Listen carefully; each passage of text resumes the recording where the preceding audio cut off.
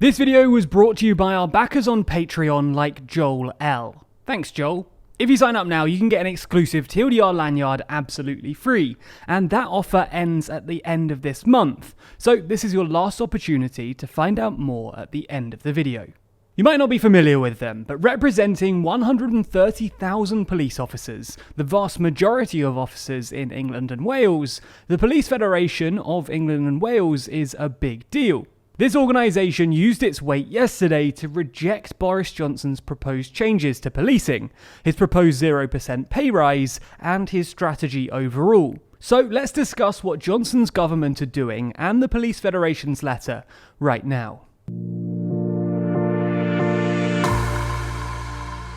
We've discussed Johnson's police strategy in a previous video, but as a quick recap, here are some of the key things that Johnson wants to change when it comes to policing, supporting his broader law and order stance. Firstly, Johnson wants to increase the use of stop and search powers when it comes to knife crime, permanently relaxing existing restrictions on the use of stop and search. Secondly, he's expanding the use of electronic tags for thieves released from prison. On a similar note, the government also want to trial new alcohol tags, which detect alcohol in the sweat of offenders to prevent those convicted of alcohol-related crimes from drinking.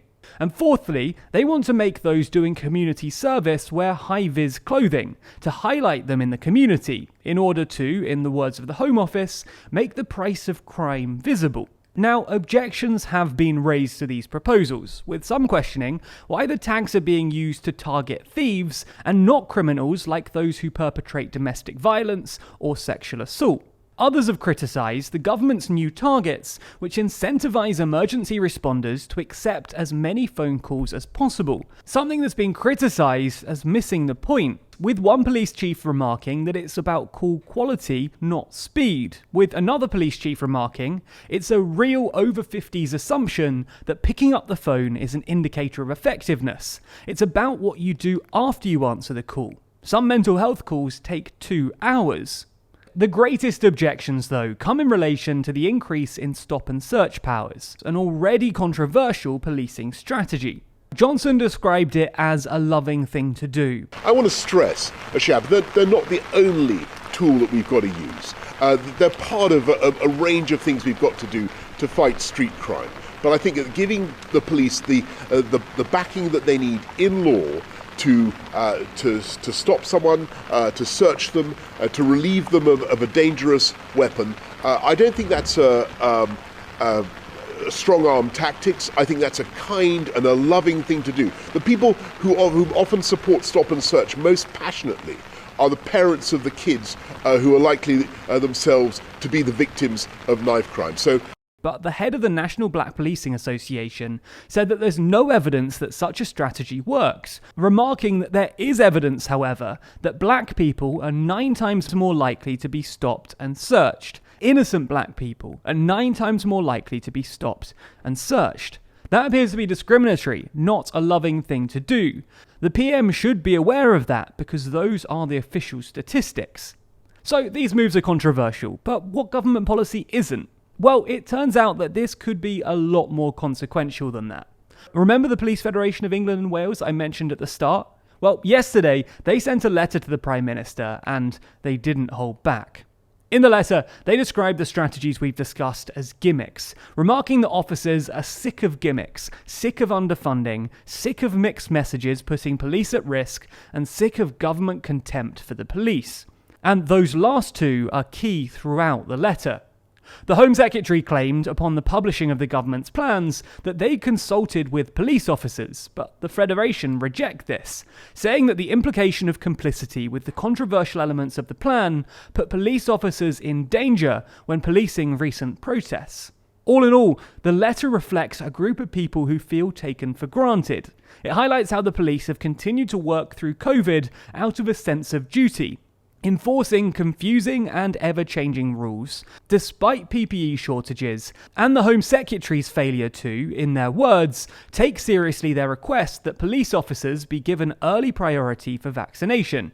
In the final page of the letter, the Federation highlight their 3 demands. That the government stop taking police for granted and treat them with respect, that they work with the Federation to develop a new system for decision making, and that the government give officers a meaningful pay increase, in line with others in the public sector.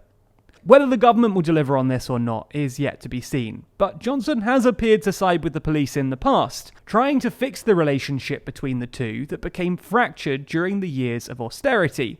As a part of this, Johnson famously promised to fund 20,000 new police officers, and while this is happening, it's seemingly only replacing the officers removed under prior Conservative governments, with other experts saying that it's simply not enough to meet the country's needs.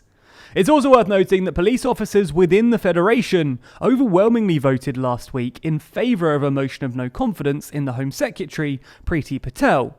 So, while Patel and Johnson may have tried to appeal to police officers, even both speaking at the Federation's recent conference, but it seems that officers don't have confidence in her leadership. The Federation remarked last week that Patel and the wider government couldn't be trusted, going on to say that as the undisputed voice of policing, we say this to the Home Secretary. You cannot pat our members on the back for their heroic efforts with one hand, while effectively taking their pay with the other.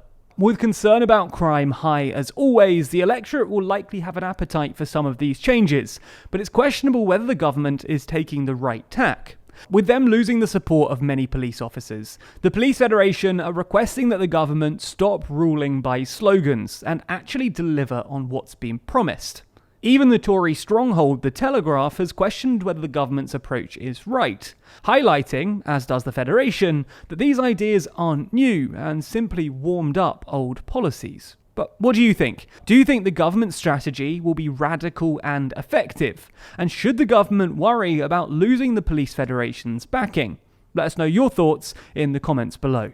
Do you have to worry about his romantic urges with No, not yet. No. We've not encompassed that issue yet, have we? No, my dog is endless. He's on people's legs.